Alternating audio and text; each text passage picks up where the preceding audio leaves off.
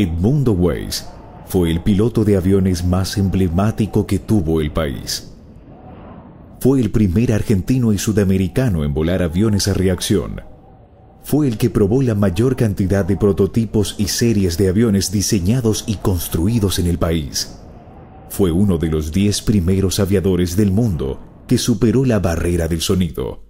Es el único piloto de Argentina que probó 2 aviones a reacción de diseño y construcción nacional. Y batió 2 récords mundiales de velocidad a bordo del avión argentino a hélice más rápido del mundo. Pero la gloria le jugó una mala pasada. Edmundo Weiss fue jefe de probadores de la fábrica militar de aviones durante el máximo esplendor de la industria aeronáutica nacional. Fue la mano derecha del brigadier San Martín, el precursor del desarrollo industrial argentino. Weiss trabajó al lado de San Martín durante el período en que la tecnología lograda en materia aeronáutica se expandió hacia la industria civil, lo que transformó a la ciudad de Córdoba en el mayor centro tecnológico de Sudamérica. Ya el pueblo argentino sabe que en su patria se construyen automotores. Ya el pueblo argentino sonríe confiado en que los modelos justicialistas serán otra auténtica realidad de su grandeza industrial.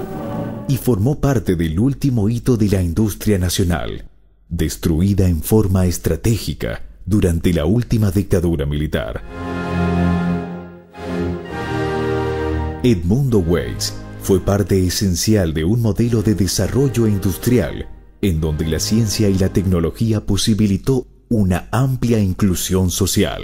La escuela de aprendices que abre un horizonte amplio a la juventud argentina. A través de la vida de Edmundo Weiss, podemos ver la gran transformación social, humana y económica que se produjo en el país con motivo del desarrollo industrial.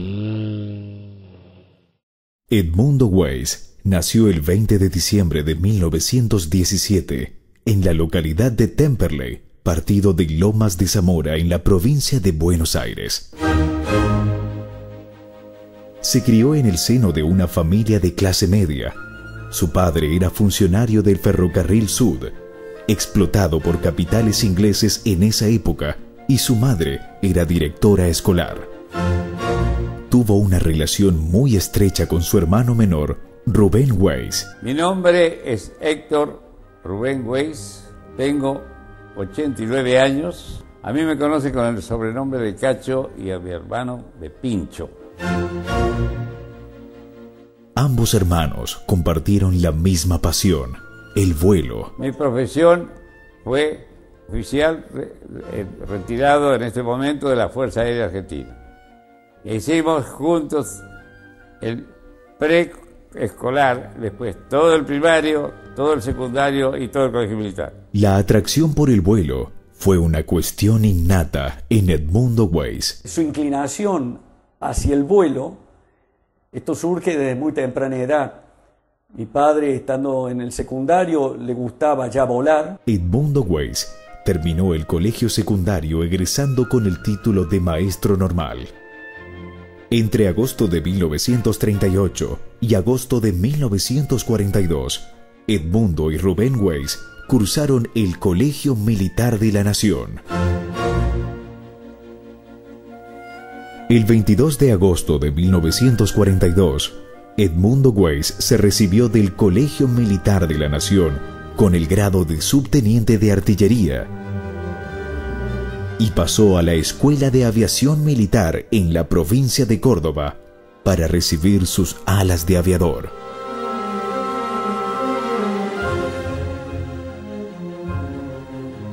El 16 de febrero de 1943, Edmundo Weiss egresó como piloto aeronáutico militar.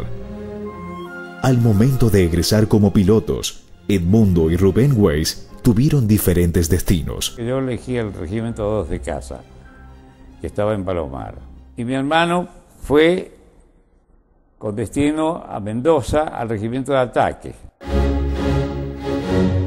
Edmundo Weiss empezó a destacarse entre los pilotos y con el grado de primer teniente llegó al destino más importante que lo convirtió en el piloto récord de Argentina. El 24 de enero de 1947, arribó a la Fábrica Militar de Aviones como jefe de probadores. Ya se ven los obreros marchar hacia los talleres del Instituto Aerotécnico. Cuenta con millares de obreros argentinos que mientras están sirviendo a su bandera con el esfuerzo común, obtienen para sus hogares un término de vida honesto y cómodo. A partir de esta instancia, la leyenda del piloto Edmundo Weiss se iniciaba. En un futuro cercano, la gloria esperaba por él.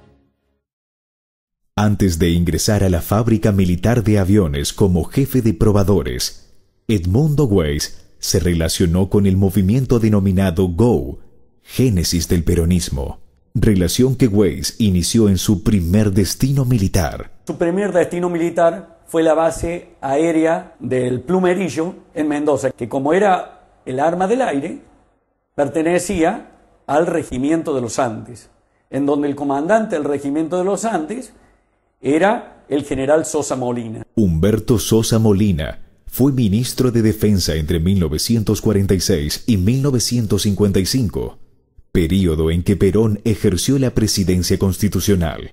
El coronel Sosa Molina lo elige como su ayudante. Sosa Molina fue miembro del GO y allí se vinculó estrechamente con Perón. Hay que tener en cuenta que en cada viaje que realizaba el coronel Sosa Molina a Buenos Aires, lógicamente se entrevistaba con todo este grupo con la cual él comulgaba y comulgaba lógicamente con esta idea. Sosa Molina introdujo a Weiss en el GO. Debido a esto es que mi padre entra a participar siendo subteniente en este movimiento. Weiss comenzó a participar de la gesta revolucionaria en lo político, económico y social que representó el peronismo, y un ejemplo fue la presencia de Weiss en una particular marcha política a favor del candidato Perón. Militares que apoyaban a Perón como candidato a presidente de la nación marcharon por la ciudad de Buenos Aires al lema de Mate sí, whisky no. La oposición a Perón se había aglutinado en el partido político denominado la Unión Democrática, apoyado por Estados Unidos bajo la figura del embajador norteamericano en Argentina. El contrincante a la fórmula peronista se lo identificaba al embajador norteamericano en la Argentina, Spully Braden. Por eso marcharon bajo ese lema, Mate sí, whisky no.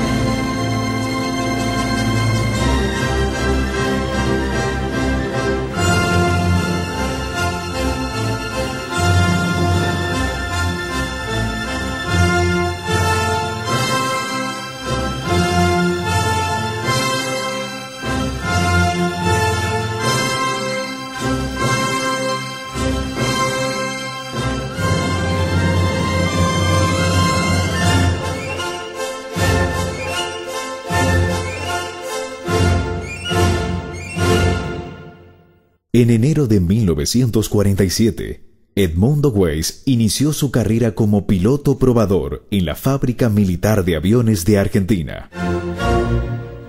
Esta fábrica posibilitó que Argentina fuera uno de los países más avanzados en la tecnología más vanguardista de la época, la industria aeronáutica. Obreros argentinos, dirigidos por técnicos argentinos, realizan el milagro de dotar a nuestra patria de alas íntegramente argentinas. La fábrica de aviones fue un eje estratégico en la lucha de dos modelos de país. Un modelo de país agroexportador y un modelo de país tecnológico-industrial superador del agroexportador. El modelo de país agroexportador se conformó en el siglo XIX, funcional a las necesidades de la potencia hegemónica, Inglaterra, que a raíz de su crecimiento industrial demandaba todo tipo de materia prima que se producía en la periferia, y Argentina encajó a la perfección en esta disposición. A partir de esa instancia, el país se limitó a la exportación de los productos básicos de la tierra, que son aquellos sin ningún tipo de valor agregado o industrialización, lo que creó una economía primaria y poco desarrollada, siempre dependiente de la compra del extranjero. Este modelo de país agroexportador no generó suficientes procesos productivos para contener a toda la población. La antítesis del modelo agroexportador es el modelo tecnológico-industrial, que comenzó a gestarse en el país bien avanzado el siglo XX, a raíz de que las condiciones geopolíticas y económicas se modificaron profundamente por las grandes guerras. Dejaron de llegar al país productos industriales. Esto movilizó a sectores para dar comienzo a un proceso de desarrollo industrial. Al principio fue una industrialización forzada por necesidad. Luego se instaló una decisión política de un proyecto industrial nacional. El modelo de desarrollo industrial argentino cobró real importancia en 1946 a partir del primer gobierno democrático de Perón, que impulsó un proyecto de país caracterizado por la soberanía política, la independencia económica y la justicia social. En este contexto, se creó el organismo denominado Instituto Argentino de Promoción del Intercambio. El IAPI posibilitó la nacionalización del comercio exterior, que implicaba el redituable negocio de la intermediación en la venta de granos, que dejó de estar en manos de unas pocas empresas multinacionales extranjeras y pasó a estar en manos del Estado. Esas ganancias que antes se iban al exterior, con el IAPI pasaron a manos del Estado. Un porcentaje de las ganancias obtenidas por el IAPI se transfirieron a la industria. A partir de esta instancia, el desarrollo industrial generó numerosos procesos de producción económica, fabricación de productos, subproductos principales y accesorios. Esto demandó una mayor cantidad de mano de obra, aumentando la ocupación y los salarios, que a su vez hizo crecer el consumo, beneficiando al comercio y creando un mercado interno fuerte. Todo esto generó un círculo virtuoso en lo económico, llegando a la conclusión de que un modelo de país desarrollado industrialmente incluye a la mayoría de su población en sus múltiples procesos productivos. ¿Cómo fue que la Fábrica Militar de Aviones se convirtió en el gran aporte al modelo de país tecnológico-industrial gestado entre 1946 y 1955? La respuesta está en el modelo del brigadier San Martín. Asumió como director de la Fábrica Militar de Aviones en 1944 y a partir de allí comenzó a aplicar un interesante modelo del desarrollo de la ciencia y la tecnología para lograr una intensa actividad industrial de alta tecnología, con la finalidad de trasladarla al sector civil e industrial. San Martín encaró el proyecto del primer avión íntegramente nacional. Su diseño, su construcción y los materiales fueron argentinos al 100%. Sustituyó la materia prima del extranjero por materia prima propia y comenzó con el diseño y la fabricación de los primeros motores aeronáuticos íntegramente nacionales.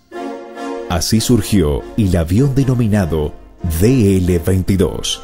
Pero el modelo de San Martín incluía otro aspecto trascendental. Una vez que se hicieron los prototipos de este avión, se realizó por primera vez lo que después iba a ser una costumbre para el brigadier San Martín. Fue muy inteligente el brigadier San Martín.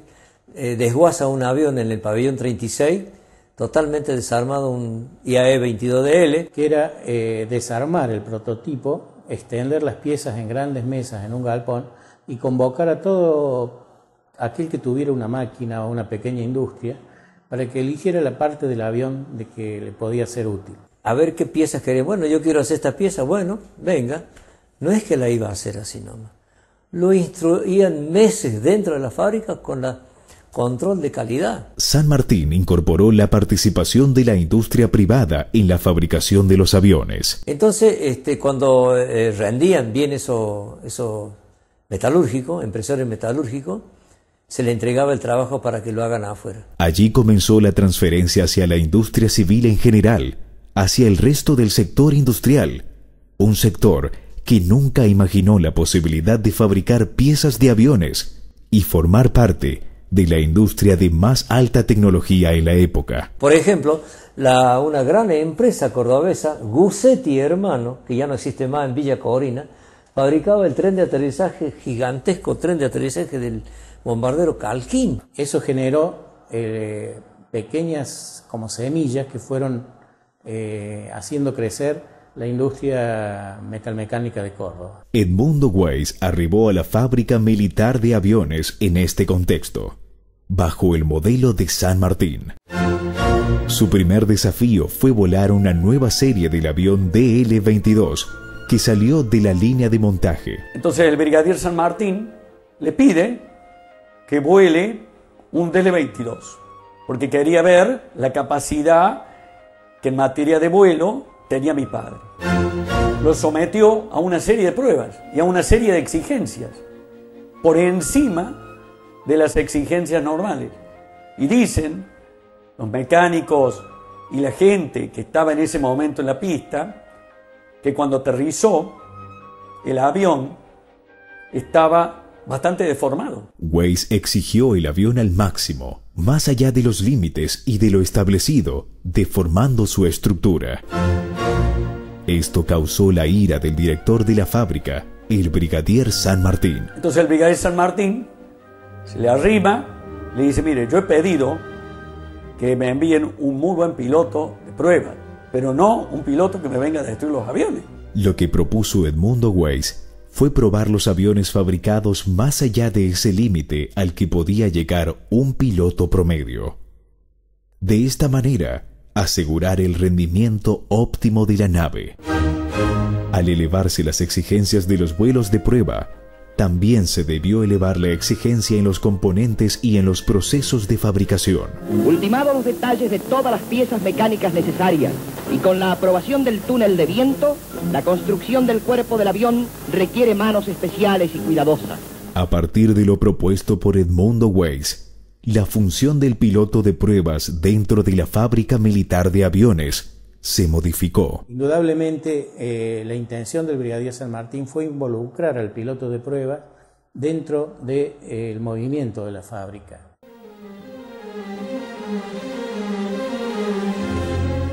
La figura del piloto de pruebas pasó a ser un elemento de suma importancia en el desarrollo de la industria aeronáutica. No tengo dudas de que Weiss fue el hombre de confianza del brigadier San Martín. Yo recuerdo muy pequeño oír hablar de Edmundo Weiss en mi casa, casi suponiendo como un pariente, ¿no? El hijo de Edmundo Weiss conserva una revista del año 1950 en donde se le realizó una entrevista a su padre, en la que definió el rol del piloto de pruebas en esa época. Junto al hijo de Edmundo Weiss, fuimos en busca de un piloto de pruebas para constatar qué se ha modificado en el rol del probador desde aquella definición de 1950.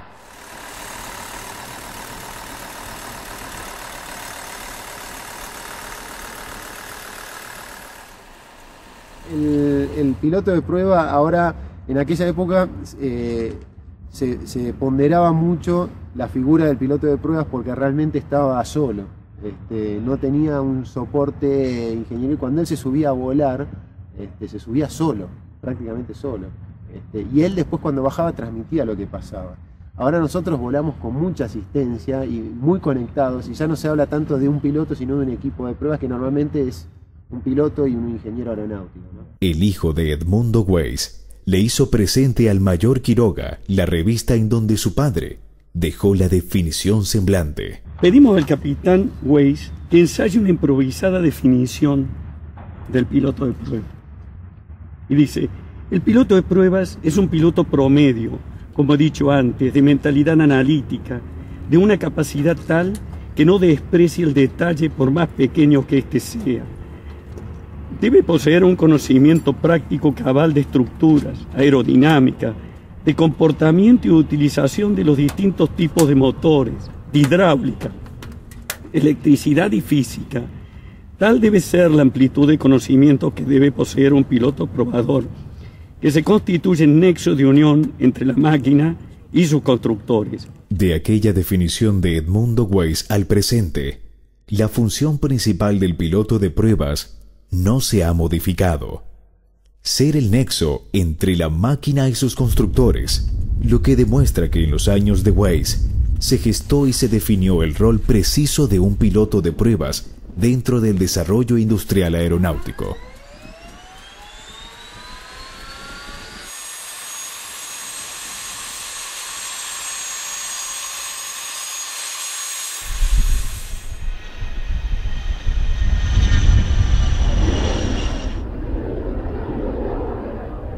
Modificado el rol de probador, Edmundo Weiss en 1947 inició su carrera vertiginosa en la fábrica militar de aviones y en tan solo 4 años se convirtió en el piloto argentino que probó la mayor cantidad de aviones de diseño y construcción nacional. Hacían los primeros vuelos de los aviones fabricados más los primeros vuelos de aviones prototipo que él realiza. Así que la actividad dentro de la fábrica ha sido intensa. En esa época los pilotos que trabajaban allí volaban permanentemente, reitero, ¿no? Tanto los aviones recién fabricados como los aviones reparados, mantenidos, todo el piloto de prueba estaba permanentemente en el aire. Edmundo Weiss era el primero en subirse al avión recién fabricado para probarlo y detectar un posible desperfecto o falla. Pero hay aviones que han salido a hacer sus primeros vuelos con defectos.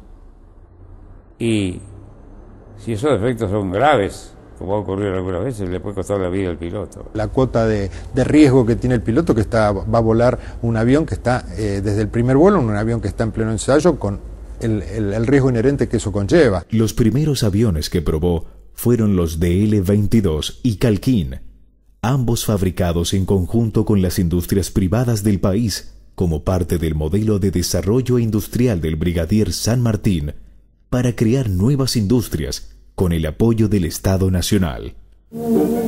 Ya estamos en el hangar de la línea de montaje final, donde más de 30 pájaros esperan el bautismo de vuelo. En el periodo que Edmundo Weiss estuvo en la fábrica de aviones, entre 1947 y 1950, se fabricaron 100 unidades del DL-22 y 100 unidades del Calquín. El Calquín era un avión peligroso, entraba en una especie de tirabuzón chato y no lo sacaba nadie.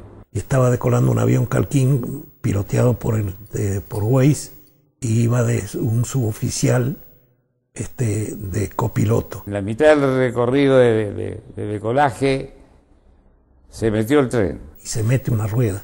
Entonces hizo un trompo, estando ya con velocidad como para decolar. Chocó contra el suelo. Y se prendió fuego. Mi hermano salió caminando para adelante y cuando había hecho unos 30 o 40 metros se acordó que venía el mecánico. Ese mecánico había quedado inconsciente por el golpe. Y el Weiss, eso lo he visto yo con mis propios ojos, pese a que el otro hombre era el doble del físico, el Weiss de entre la llama lo saca. Durante su carrera como probador, Edmundo Weiss sufrió alrededor de 14 accidentes que pudieron ser fatales, pero sobrevivió. Con los vuelos de prueba, Weiss colaboró para mejorar el avión Calquín. Y le modificaron la cola al Calquín, le hicieron más grande, y eso benefició al avión. Durante la Segunda Guerra Mundial, surgieron los aviones con motor a reacción que se colocaron próximos a la velocidad del sonido. Se marcó una bisagra con los tradicionales aviones con motor a pistón. La aeronáutica experimentó su mayor avance desde sus inicios. Este es el Instituto Aerotécnico de Córdoba, formidable emporio de trabajo, donde cobró formas reales el avión argentino a reacción Pulqui. El desarrollo industrial aeronáutico argentino posibilitó que el país ingresara en la carrera del jet y en 1946 se decidió dar comienzo a la construcción del primer avión a reacción en Sudamérica y el octavo en el mundo, el Pulqui 1. Esta es una turbina Derwin 5 seccionada con la que está equipado el Pulqui. En 1947, Argentina compró a Inglaterra un lote de 100 aviones jet. Fue la primera fuerza del aire en Sudamérica que tuvo aviones caza a reacción operativos. En Argentina nunca se había visto un avión a reacción. Ningún piloto había probado este tipo de aviones que duplicaban las velocidades a las que estaban acostumbrados. Anticipándose a la finalización del primer avión a reacción argentino y al arribo de los aviones ingleses, Edmundo Weiss fue enviado a Inglaterra a una misión de adaptación hacia la nueva tecnología. El gobierno o la Fuerza Aérea lo envía a Inglaterra a probar los aviones de reacción que estaba pronto a incorporar la Fuerza Aérea Argentina, que eran los Gloster Meteor. O sea, eso llama a las claras la confianza que se le tenía en él y seguramente las excelencias que Weiss tendría como piloto de avión. Acá se estaba diseñando y se estaba fabricando el Pulqui 1, que era un avión a reacción. Por lo tanto, el que lo probara tenía que tener conocimiento de los aviones de reacción. A raíz de eso, fue designado mi hermano para ir a Inglaterra. Dentro de las actividades que desarrolló Weiss en Inglaterra, fue a probar a la fábrica de Havilland los aviones que la de Havilland en ese momento estaba fabricando. Y después pasó a volar el Vampire, que era un avión a reacción fabricado por la de Havilland. Él es el primer piloto argentino que vuela a reacción. Con el vuelo del Vampire, mi padre se convierte en el primer piloto sudamericano que volaba un avión a reacción. El avión de combate lo voló sin haber hecho instrucción previa en un avión de doble comando, que alguien le enseñara cómo se manejara. Lo sorprendente para la fábrica de Havilland fue que en un día mi padre, sin doble comando, voló todos los aviones que tenía la fábrica, desde el Chinook, que era el avión más simple, hasta el Vampire, que era el avión a reacción. Llamó mucho la atención a los ingleses y por ello la revista Flag le hizo una entrevista muy importante. La fábrica de aviones inglesa de Havilland le ofreció a Edmundo Weiss el puesto de piloto de pruebas. Le ofrecieron un sueldo que era, yo te diría en ese momento, alrededor de 10 veces lo que ganaba acá, por mes, pero además le ofrecieron $40.000 por avión nuevo probado. Weiss rechazó el ofrecimiento y al día siguiente probó un nuevo avión a reacción. Y al día siguiente, también sin doble comando ni nada por el estilo, es que vuela el Swallow, que fue el avión mediante el cual él logra pasar la barrera del sonido. Un récord o ser el primer piloto argentino en romper la barrera del sonido. Conformando así el grupo de los 15 primeros pilotos del mundo que pasaron la barrera del sonido. Además voló de otra fábrica, voló los Gloster Meteor, que eran los que finalmente iba a comprar la Argentina. Con las hazañas conseguidas en Inglaterra, Weiss se ganó un lugar en la historia, Pero en Argentina lo esperaba un desafío que lo haría trascender aún más. Realizar el vuelo inaugural del primer avión a reacción construido en Sudamérica. Nunca se había construido un avión a reacción, no se los conocía tampoco. Entonces mirábamos nosotros eso como algo grandioso, era inconcebible, no lo creíamos. La presentación oficial del Pulqui 1 fue el 9 de agosto de 1947, pero al mismo tiempo fue el primer vuelo que realizó el avión. Todos estos procesos y todos estos diseños estaban encuadrados en un plan político. El Pulqui 1 fue un símbolo, porque como fue un avión para decir, bueno, Argentina puede hacer un jet. Las presiones seguramente que tenían en cumplimiento de los plazos eran muy grandes, entonces no se desarrolló un segundo prototipo, se hizo uno solo. Y ese fue el que se llevó al primer vuelo. A las pocas horas de haberse terminado la construcción del avión, Weiss realizó el vuelo de prueba que se transformó en la presentación oficial ante el mundo. Se corrió un enorme riesgo porque se desconocía la respuesta del avión en vuelo. Era la primera experiencia de este tipo en Sudamérica. El 9 de agosto de 1947, Edmundo Weiss tuvo en sus manos el prestigio tecnológico y político de Argentina. Se ubica en la cabina, pone en marcha la turbina y el último que estuvo al lado del avión, que desconectó la batería, fui yo. Weiss ya estaba sentado en la cabina de comando ya y tal, así que yo lo saludé con la mano y me saludó él a mí. Es que le recomendaron una serie de pautas para que, en base a las mismas, probar el avión. En el primer vuelo se le restringió muchísimo las operaciones que podía hacer el piloto. Mi padre, digamos, desobedeció esos límites. No hizo el primer vuelo como le habían indicado los ingenieros, sino que al levantarlo ya lo encontró tan dócil que realizó una chandelle, realizó una maniobra a menos de 10 o 20 segundos de haber despegado el avión del piso en el primer vuelo. Imagínense que esta era la primera vez que se despegaba del suelo este avión. Había volado segundos nada más y ya estaba haciendo una maniobra arriesgada. 6, 7, 8 metros de altura rasante de punta a punta a toda velocidad. Eso fue algo espectacular. Siendo un vuelo de prueba, mi padre hacía pasadas rasantes con el Pulqui 1. Todos los que estaban ahí, desde el arzobispo, entonces echaron al suelo.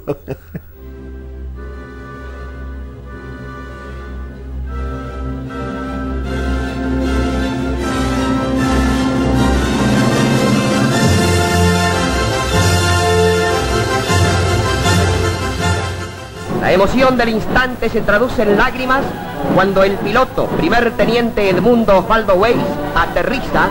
Teníamos una escalerita para bajar. ¿De qué escalerita? Lo bajamos en anda. Muy importante para la industria nacional, porque eso servía para mostrar al mundo la capacidad técnica que tenía la Argentina. En 1947, Argentina era uno de los 5 países del mundo que tenía la capacidad científico-tecnológica para fabricar un avión a reacción, el mayor avance experimentado por la humanidad en esa época. El hombre y la máquina, Weiss y el Pulqui 1 se convirtieron en un ícono de la época. A partir de esta instancia, surgieron una serie de relatos acerca de Weiss piloteando el Pulqui 1. Relatos que rozan lo fantástico, lo mitológico, la leyenda. Pero la capacidad de Weiss para el pilotaje y sus logros pueden dejar sin efecto cualquier teoría fantástica. Le ponían un pañuelo a 1 metro de altura con una varilla y él las levantaba con el avión. En 1947, la industria aeronáutica continuaba realizando la transferencia de tecnología hacia el resto del sector industrial, porque la fábrica de aviones diseñó y proyectó aviones civiles que fueron fabricados por la industria privada nacional. Esto produjo también que mano de obra privada, que no era mano de obra aeronáutica, se perfeccionara el rubro. El modelo del Brigadier San Martín para generar una mano de obra altamente calificada y crear productos nacionales de alto valor agregado era una realidad. El Brigadier San Martín siempre quiso iniciar desarrollos en la fábrica y después pasarla totalmente a la industria privada.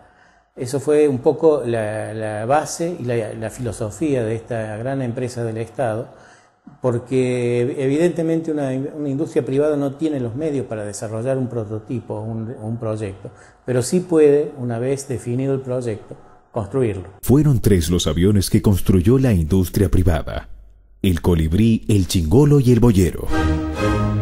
Edmundo Weiss realizaba los vuelos de pruebas de estos aviones fabricados por la industria privada, parte del exigente control de calidad aplicado por la fábrica de aviones. Se atrevió a hacerlo con el Pulqui de entrar por una de las puertas del hangar de la fábrica de militar y salir por la otra.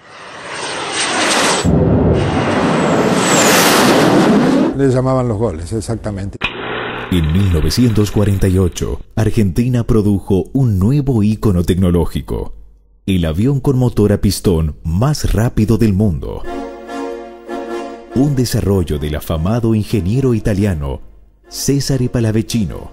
Se lo llamó Ñancú. El Ñancú fue un avión que tuvo unas características de vuelo y de velocidad excepcionales y creo que fue el avión preferido de Weiss. El Ñancú era un cazadestructor, escolta de bombarderos pesados. Argentina en esa época poseía los bombarderos Avro Lincoln y Avro Lancaster. Yo estuve trabajando en el sector de fuselaje y comandos y pasé a colaborar, mejor dicho, a aprender al lado del ingeniero Benítez en lo que se refería a cálculos de estructura de fuselaje. El 18 de julio de 1948, Edmundo Weiss realizó el vuelo de prueba inaugural de este avión. Me pareció una maravilla ver, primero, que era una joya mecánica, porque el diseño de esa máquina para nosotros en ese momento era espectacular. Era un bimotor precioso de unas líneas de primera, pero que era una obra maestra inerte. De repente ver a un hombre como Weiss que entra a la cabina, la cierra, pone los motores en marcha y se empieza a mover la máquina, ya uno empieza a notar una cosa media rara, porque dice, eso que no se movía, que creamos entre todos, se mueve, y verlo volar, bueno.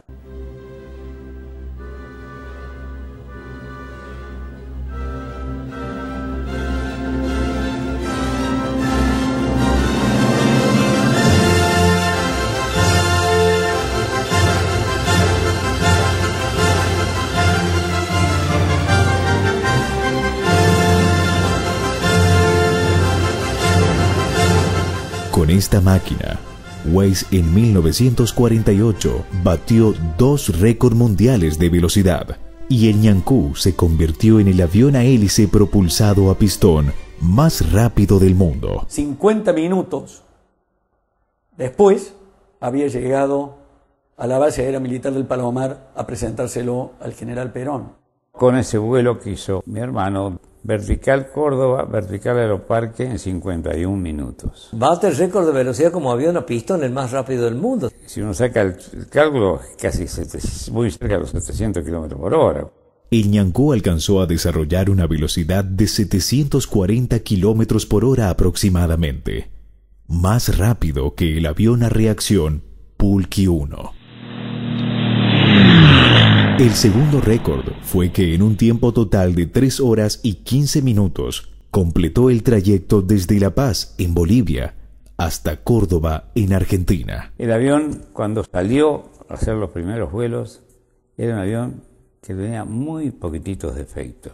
El récord de velocidad obtenido por el Ñancú en 1948 no fue superado y se conserva hasta el presente. Se conserva todavía ese récord, porque después entraron tanto Europa como nosotros entramos en la era del jet y se dejó el motor a pistón de lado, ¿no es cierto? Se dice que una vuelta le pasó con uno de los aviones, posiblemente con el Pulqui, prácticamente le sobrevoló la casa de gobierno para saludarlo.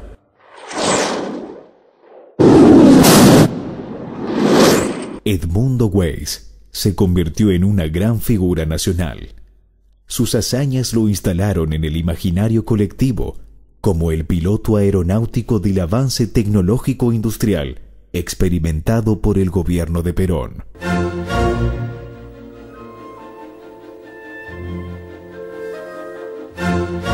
En 1949, Edmundo Weiss realizó el vuelo de prueba inaugural del ala volante Clenantou, desarrollo aeronáutico vanguardista a nivel mundial del ingeniero alemán Horten. En marzo de 1950, Weiss, con un avión Calquín, realizó el lanzamiento de la bomba Tábano, un misil cohete teledirigido. Fue una de las primeras experiencias en materia de cohetería y del posterior desarrollo aeroespacial argentino. A principios de 1950, Edmundo Weiss conoció a Beatriz Agüero Piñero, su futura esposa y madre de sus hijos. El profesor de golf de mi padre era el mismo profesor de golf de mi madre. Entonces, este profesor de golf le dice a mi madre que se lo va a presentar a mi padre. Y así surgió que se conocieron. Beatriz y su familia vivían en pleno centro de Córdoba, en el segundo piso del edificio Minetti, sobre la calle Rivera Indarte. La calle Rivera Indarte era una calle común que pasaba el tranvía, la gente caminaba por las veredas muy angostas. En el edificio de Beatriz funcionaba la sastrería del señor Castellano. El hijo del sastre recuerda perfectamente las visitas de Weiss a Beatriz. Le decían en ese entonces, tenía un apodo muy simpático, el loco Weiss. Para conquistar a Beatriz, Edmundo Weiss decidió usar el primer avión a reacción construido en Sudamérica. Apuntaba al edificio, venía con el Pulqui por plena ciudad de Córdoba, apuntaba al edificio de Rivera Indarte 77, concretamente a la terraza. El portero, cada vez que venía el avión y yo estaba en la sastrería, me llamaba y subíamos a la terraza. Y luego hacía un giro y lo metía de costado. Lo veíamos entero, completo, lo veíamos venir así de costado, porque él se ponía de costado y pasaba bien por arriba de la calle Rivera Indarte. Mi madre salía al balcón. Hacía 3, 4, 5 pasadas cada vez que iba. Mientras los pueblos de vieja historia viven la tremenda incertidumbre, en América, una nación resuelve el insoluble problema acudiendo al patriotismo de sus gobernantes.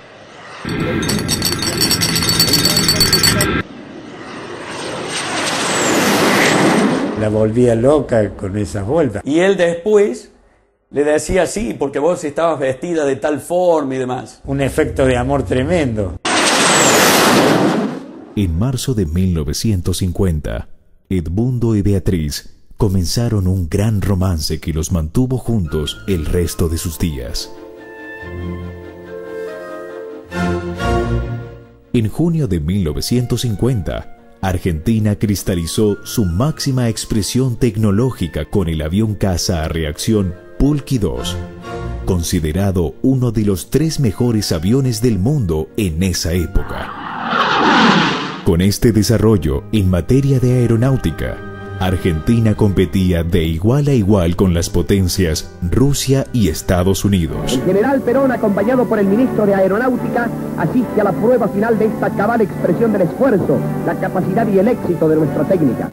El vuelo de prueba inaugural de esta máquina representó un gran desafío para Weiss. El Pulqui 2 superaba todo lo realizado hasta ese momento y podía alcanzar velocidades superiores a los 1000 kilómetros por hora.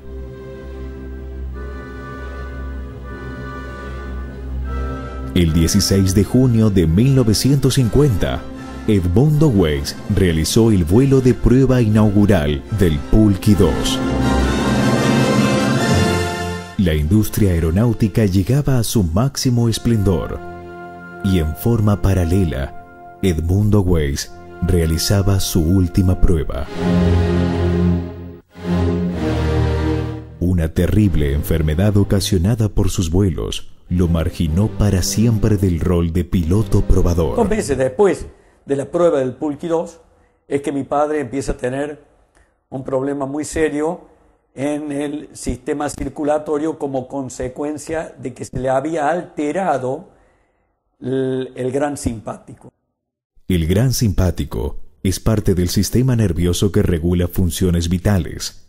Se encuentra a los costados de la columna vertebral y de él parten fibras que llegan a los distintos órganos. Es una persona que en la flor de su edad, debido a manejar aviones de alta performance, sufre una enfermedad en sus piernas. Llegó un momento en que mi hermano tenía 29 grados de temperatura en un pie y 31 en el otro, eso tenía.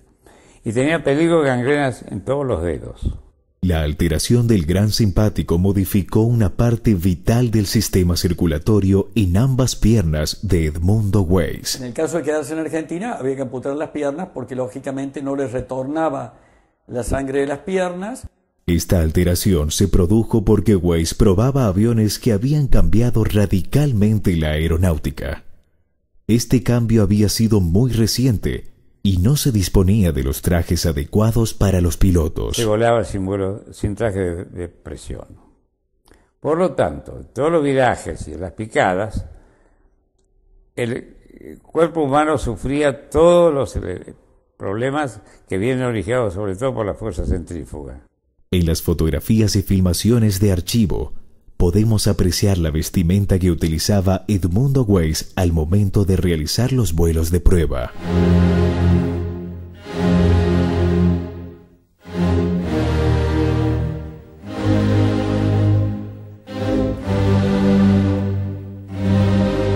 Alton Ochsner, que había sido presidente de la Academia de Cirugía de Estados Unidos, decía que si él le hacía una simpatectomía, mi hermano se curaba. El doctor Alton Ochsner contestó que estaba dispuesto a atenderlo y a realizarle las operaciones que se le debían realizar para reconstituirle el gran simpático. Lo tienen que llevar a practicar una operación experimental en Estados Unidos, el segundo piloto del mundo en que le aplican esta operación para que le salva las piernas. Apuran el casamiento, mi padre y mi madre, el 3 de marzo del año 1951 se casan y comienzos del mes de abril parten a Estados Unidos.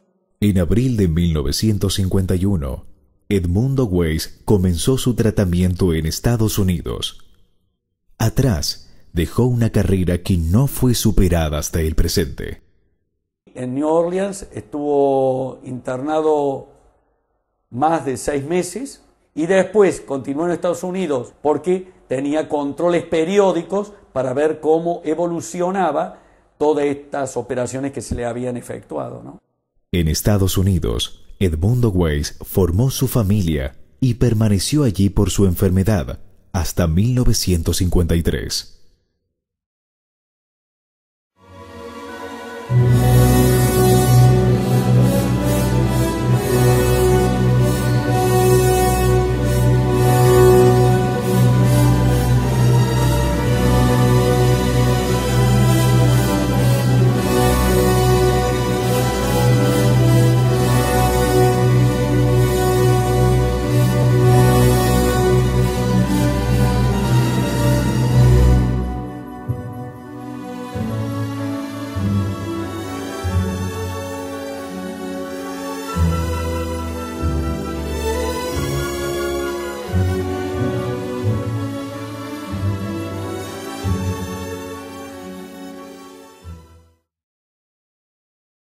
En 1954, Edmundo Weiss regresó a Argentina y pasó a ocupar un cargo que lo vinculó más aún al peronismo.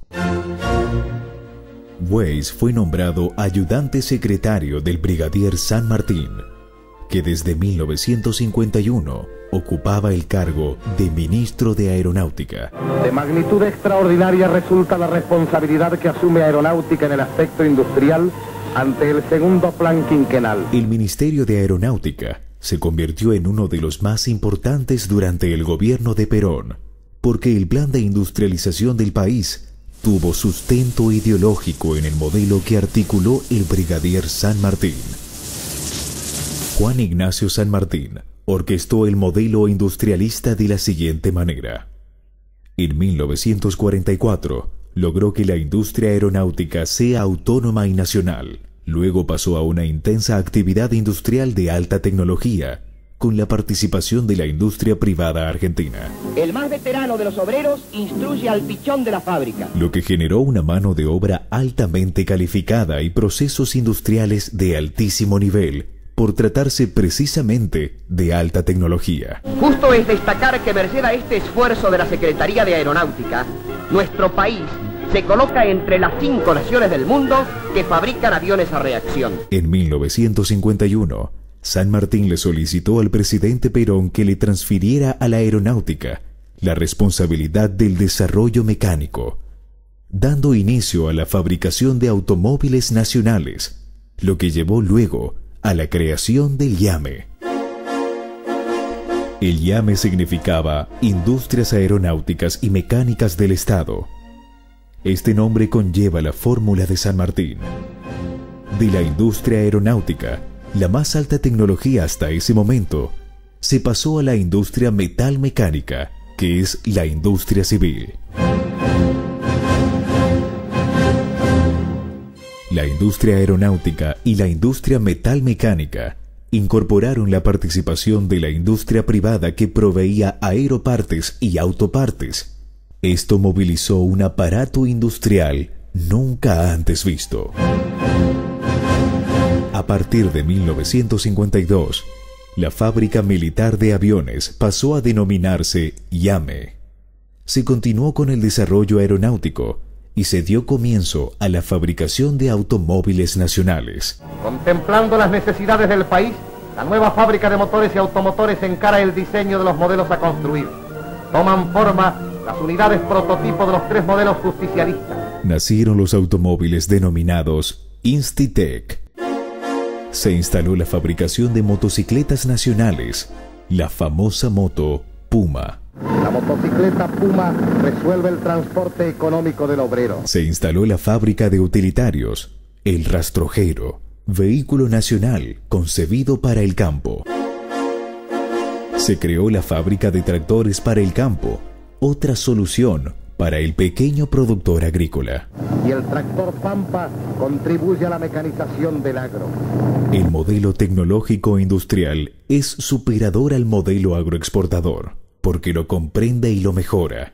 Los productos son transformados industrialmente, generando mucho valor agregado.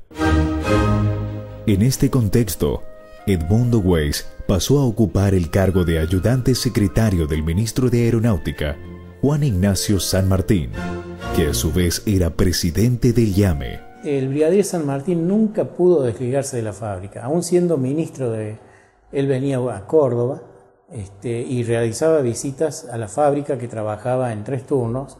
Generalmente él a la madrugada se daba una vuelta por los galpones. A las 3 de la mañana me aparece el brigadier San Martín con el Edmundo Weiss, con las manos atrás iba siempre Weiss, y a las 3 de la mañana, y yo estaba haciendo los agujeros, roscado, lamado, fresado, en una máquina radial de la caja gigantesca del tractor Pampa, y él venía y se paraba y miraba el trabajo, y lo miraba a los ojos y seguía. Weiss fue elegido por San Martín para ser su mano derecha y consolidar en el tiempo la poderosa realidad que representó el mayor desarrollo industrial gestado en el país, que se comenzó a desarticular a partir del golpe de Estado de 1955. Ya se cuenta con un ramal ferroviario extendido para el envío directo de los automotores desde la planta industrial a los distintos mercados del país. Este ramal, que se interna en el IAME, que corresponde asimismo a las realizaciones previstas en el Plan Perón, suprime con los beneficios consiguientes el transporte intermedio hasta los lugares de embarque.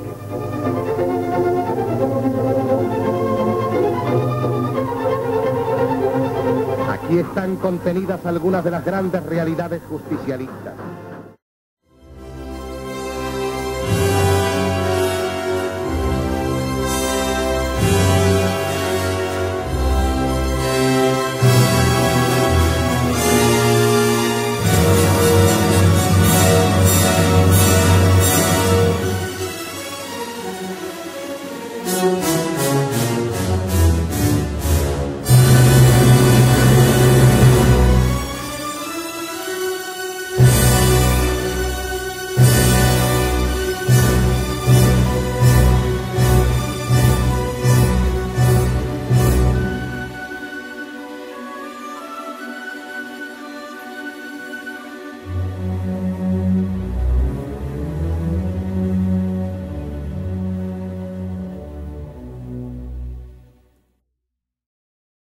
frente a los violentos acontecimientos sucedidos, Edmundo Weiss decidió proteger a su familia. Weiss era consciente de que él representaba uno de los íconos del gobierno peronista.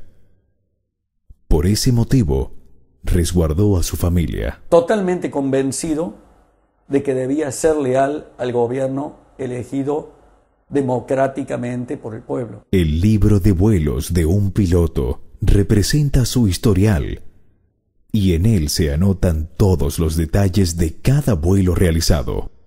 En los libros de vuelo de Edmundo Weiss podemos ver los datos de la última visita que realizó a su familia resguardada, antes de ser encarcelado por el golpe de Estado de 1955.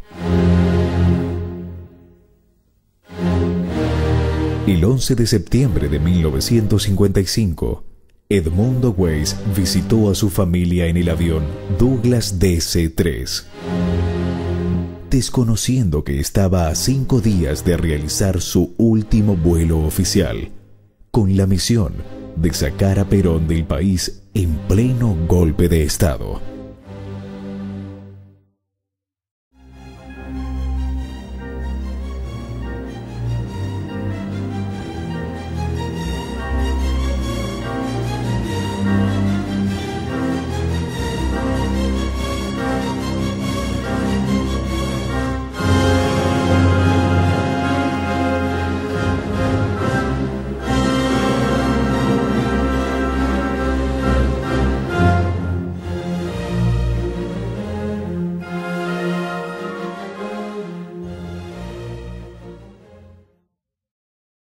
En un primer momento, la idea era que el general Perón se embarcara en el avión presidencial, que era un DC-4. En la presidencia de la Nación estaba el comodoro Villa como jefe de la parte aeronáutica. Y estaba un oficial como comandante del avión presidencial. Convocan a la tripulación del avión presidencial para que realizara el vuelo, que eran los oficiales de aeronáutica Villa y Martorano. Villa dijo que no salía del país, que era el responsable de toda la aviación en casa de gobierno. Martorano, que era el comandante del avión, no se lo podía encontrar. Entonces lo convocan a mi padre. Mi hermano al final le dijo: señor, si esta es una orden del servicio, la voy a cumplir.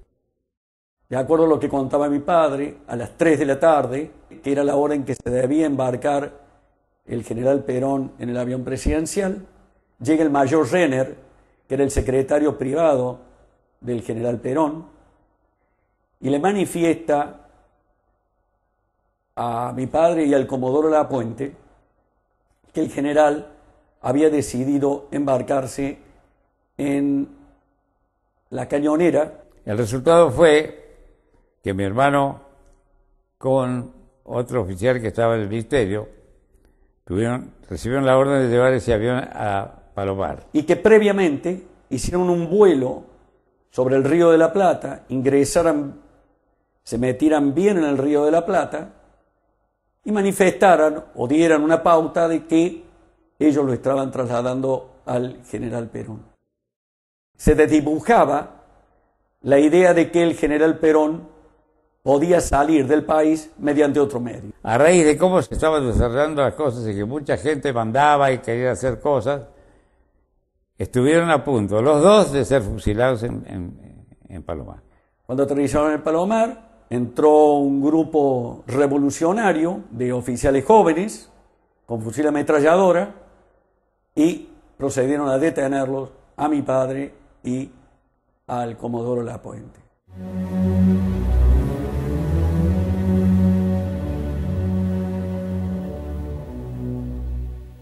Es interesante porque hay un diario que hace referencia concretamente a este hecho y muestran cómo los peces gordos de la revolución, enemigos número 1 de la revolución, son conducidos a presidio. Y en la segunda hoja hacen una referencia más concreta respecto de mi padre, porque es conducido a presidio.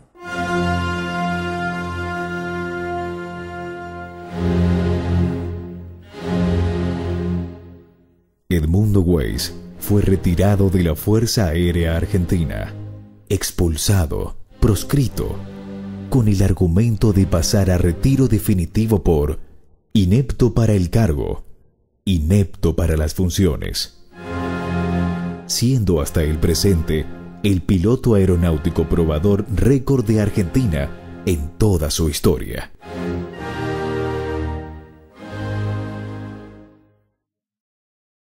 En 1956, Edmundo Weiss fue liberado, pero su proscripción continuó. Su nombre estaba marcado. Lógicamente, comenzó el derrotero de nuestra familia. Al tener todas las puertas cerradas, para sobrevivir, tuvo que trabajar como operario en Industrias Kaiser Argentina. Un hecho irónico, porque Weiss, en 1954, trabajó para la instalación de esta industria, estando presente al momento de firmarse el contrato, fruto de una sociedad entre la firma norteamericana Kaiser y el Estado Nacional a través del IAME. El IAME estaba a cargo del brigadier San Martín, y Weiss, como su ayudante, cumplió funciones durante todo el proceso de instalación de Kaiser, pero nunca imaginó que 2 años más tarde estaría pidiendo un puesto de operario en Industrias Kaiser Argentina.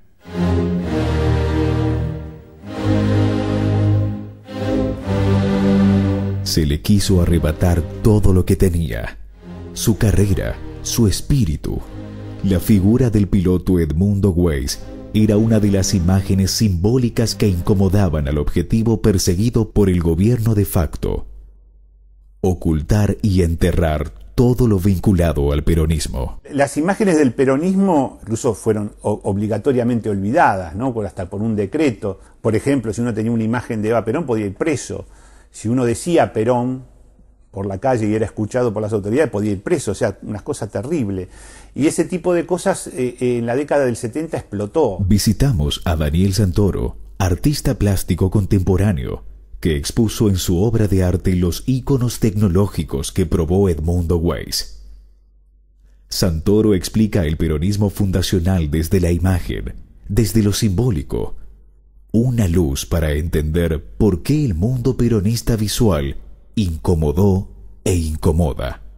El pulqui es, dentro de la epopeya tecnológica del peronismo, es el gran logro, la joya especial. Y tiene todas las condiciones para hacerlo. Es un objeto volador bellísimo. Y el pulqui, bueno, ha generado una cantidad enorme. El icono de Eva está dentro, digamos, yo paragono el pulqui al icono de Eva Perón. Entonces son imágenes del peronismo. Hay toda una territorialización, Ciudad Evita, la ciudad infantil. Toda esa riqueza imaginaria del peronismo es lo que produce un imaginario que es nuestro, ¿no? O sea, todas esas imágenes son sin duda argentinas.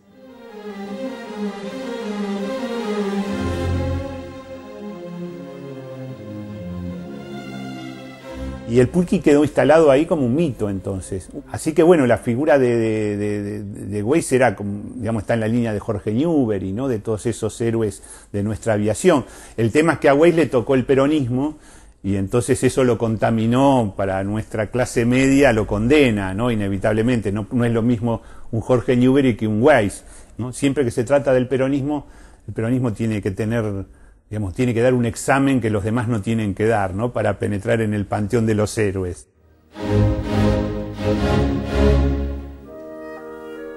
El pulqui en realidad a mí me sirve de excusa para una cierta definición del peronismo, ¿no? Entonces es un ala izquierda, un ala derecha y un centro vacío.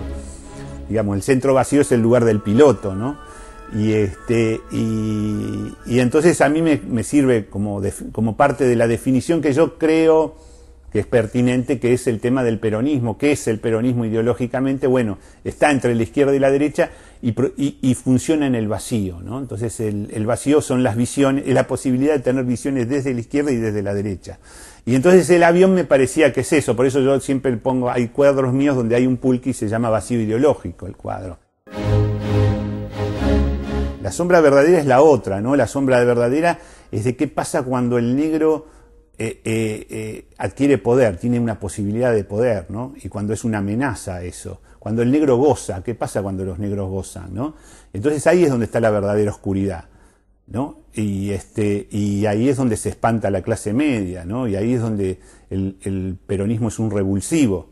Y ese es el verdadero lado en sombra. El lado en sombra del peronismo es la patas en la fuente, por ejemplo, y todo lo que significa ese recorrido desde las patas en la fuente hasta el tipo que se compra un traje Armani, hasta el sindicalista que empieza a pegar unos mangos y empieza a gozar realmente, ¿no? Es decir, la democratización real del goce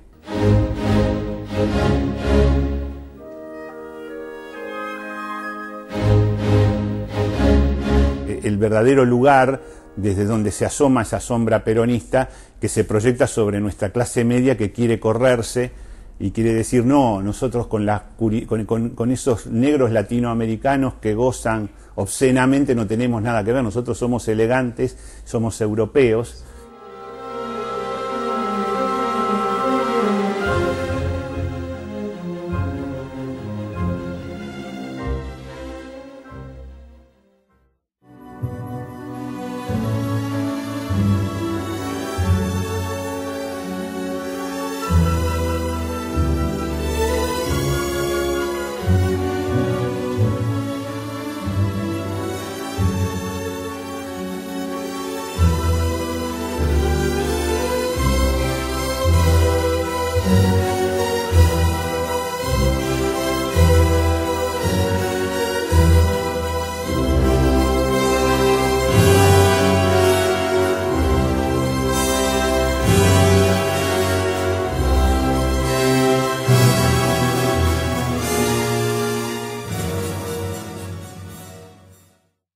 En 1973, el gobierno nacional le devolvió a Edmundo Weiss el grado de Fuerza Aérea que se le quitó en 1955 y se lo ascendió al grado de vicecomodoro. A partir de esa instancia, Weiss fue convocado para ocupar el cargo de gerente de producción de la empresa estatal denominada Industrias Mecánicas del Estado, conocida por sus iniciales IME. IME fue un devenir de Industrias Aeronáuticas y Mecánicas del Estado, el IAME. Después del golpe de Estado de 1955, el IAME dejó de existir. Pasó a denominarse DINFIA, que significaba Dirección de Fabricaciones e Investigaciones Aeronáuticas. En 1966, DINFIA se dividió en Área Material Córdoba, encargada del desarrollo aeronáutico, y en Industrias Mecánicas del Estado, IME, encargada del desarrollo automotriz. En 1958, se dejó de fabricar el tractor nacional Pampa. El coche Institec pasó a denominarse Graciela y se dejó de fabricar en 1962. Y en 1966 se dejó de fabricar la moto Puma. El único producto del IAME que continuó con vida fue el utilitario rastrojero, debido a su enorme demanda popular. IME continuó con el desarrollo automotriz nacional y estatal, que se concentraba en la producción del utilitario rastrojero y en sus derivados, que surgieron a posterior.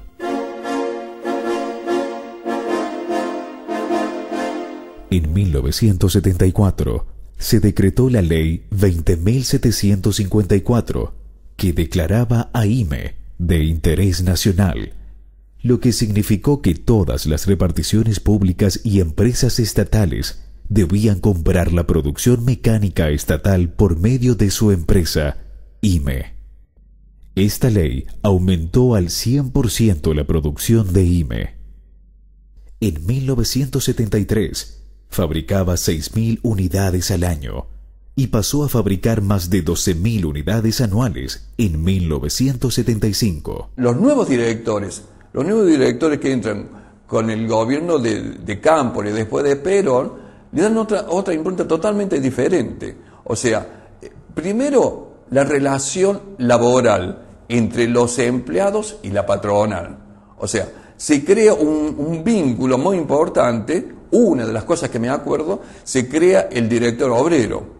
O sea, el director obrero significa que un obrero realmente esté sentado con los otros directores dentro de lo que es las decisiones que se tomaban en IME. Una marcada política de apoyo al desarrollo industrial, con la intención de recuperar la matriz productiva del peronismo fundacional.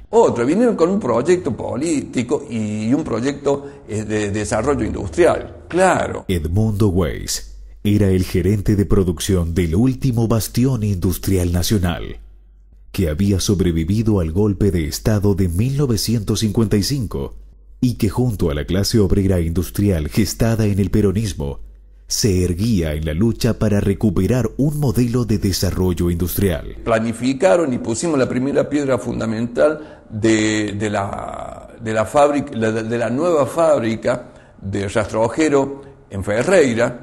Hubo un plan de expansión para exportar, para ser ensamblador en el extranjero.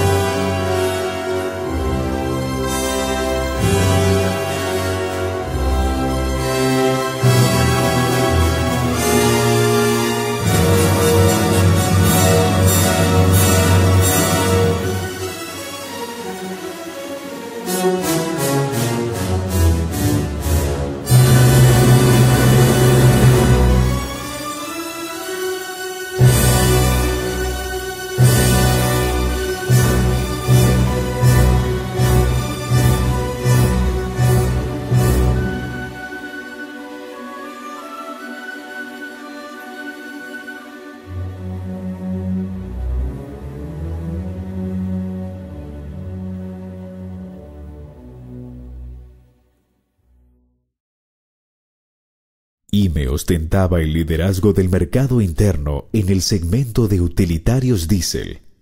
Muy por debajo estaban las empresas automotrices extranjeras. Después del golpe del 76, no hay duda que apoyado por las multinacionales, uno de los objetivos que tenía el proyecto de destrucción de la nación era justamente la fábrica de IME. O sea, el desarrollo industrial planteado hasta el 76 fue el principal objetivo que tuvo la dictadura. A partir de marzo de 1976, la fuerza motriz de IME fue la clase obrera. Fue un devenir terrible. O sea, bajaron la producción, echaron gente, intervinieron el sindicato, metían presos y desaparecían los delegados. O sea, fueron presionando para que de una u otra forma la producción de vehículos fuera disminuyendo. La gente, los trabajadores, ahí se vio prácticamente la camiseta. ¿Por qué? Porque seguíamos trabajando, seguíamos apostando ante el panorama incierto y terrible que fue la dictadura. El golpe cívico-militar, cuyo trasfondo era un golpe económico, tenía como objetivo estratégico destruir la industria nacional. IME fue sentenciada a muerte. La resistencia que había de los trabajadores permitió que siguiéramos desde el 76 hasta el 80. Pero en el 80 fue claro, el ministro Martínez de Oz y el dictador Videla determinó el cierre definitivo de la fábrica y la prohibición de seguir fabricando rastrojero. En 1980, el ministro de Economía de la dictadura, Martínez de Oz, decretó el cierre definitivo de IME. El mismo día que se produjo el cierre, el diario Buenos Aires Herald publicó en su tapa una caricatura Síntesis de la destrucción de IME. El globo que tiene Ford en Buenos Aires, le pusieron 2 orejas, que representaban las orejas justamente de Martínez de O, que era orden directamente de Ford para que se cerrara la fábrica. La oligarquía y los grupos de poder concentrado celebraron el cierre de IME, mientras más de 3.000 familias quedaron sin trabajo, mientras Argentina caía en las políticas del neoliberalismo desde marzo de 1976 hasta mayo de 2003, lo que destruyó la industria nacional.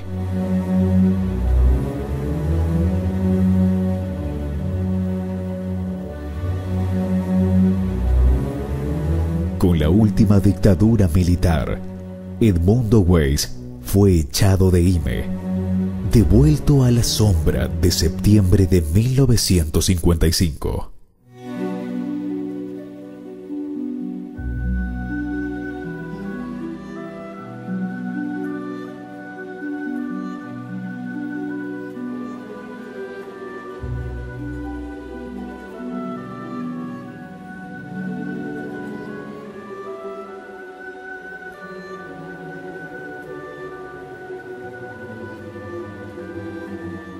Es acá donde mi padre vivió esos años que tuvo en fábrica, ¿no? Casualmente, se vino a vivir acá, a la torre de vuelo, o sea, debajo de la torre de vuelo, porque quería tener contacto directo con el material aeronáutico. Y él, en el momento que se le ocurría, se vestía encima del pijama, por ejemplo, si era la noche o a las 12 de la noche y demás, y salía a volar.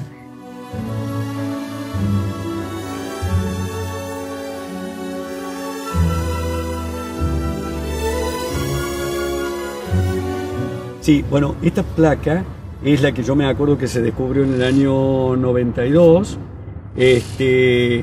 cuando hacía un año que había fallecido mi padre. Ajá. Mi padre falleció el 19 de julio del año 91.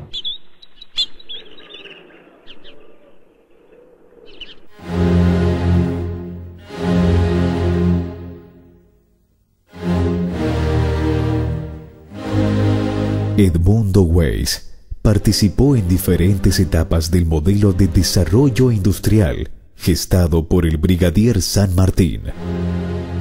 A través de su vida se transita el pasaje de la historia en donde la ciencia y la tecnología, mediante una intensa actividad industrial, se transfirió a la sociedad y generó una amplia inclusión social con un fuerte impacto positivo en la economía del país.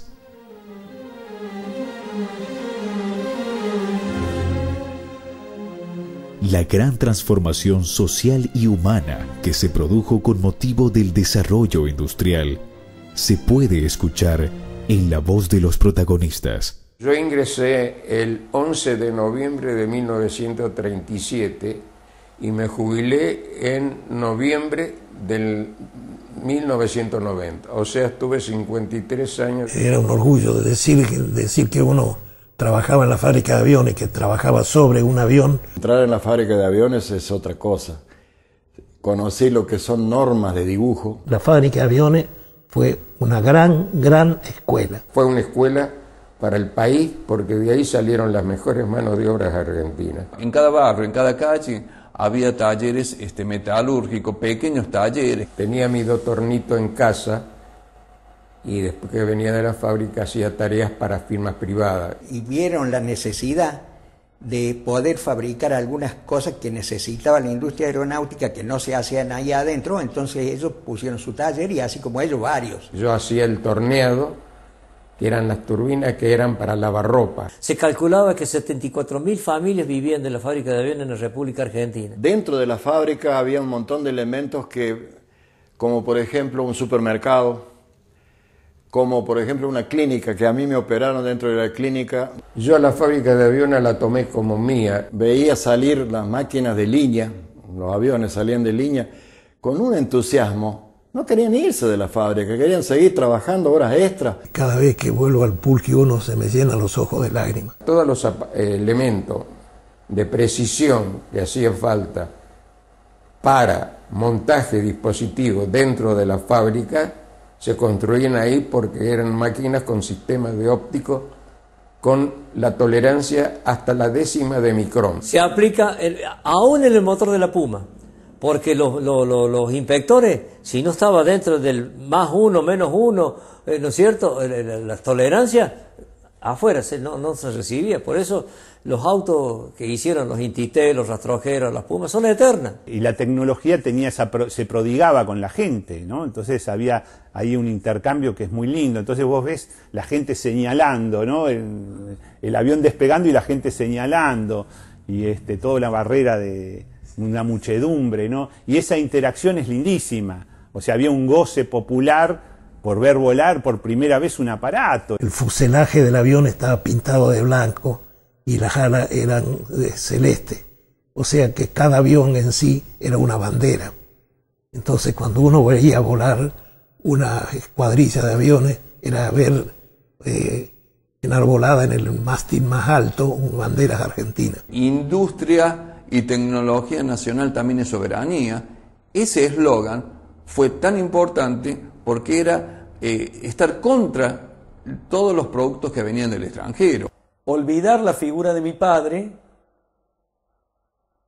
se puede lograr, pero previamente hay que olvidar la figura del brigadier San Martín, ¿cierto?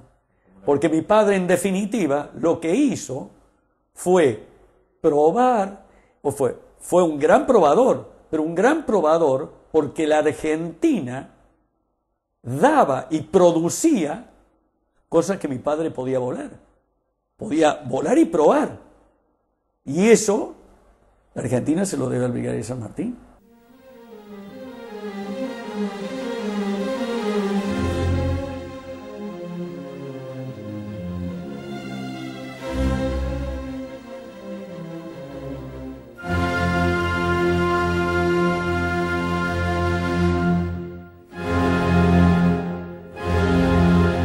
La fábrica militar de aviones siguió el correlato histórico del país. Durante las políticas económicas neoliberales, se privatizó a capitales extranjeros, tratando de culminar la destrucción iniciada durante la última dictadura militar. En febrero de 2010, se recuperó la ex fábrica militar de aviones. Comenzó a funcionar bajo la administración del Estado. Se denomina actualmente Fábrica Argentina de Aviones Brigadier San Martín, FADEA.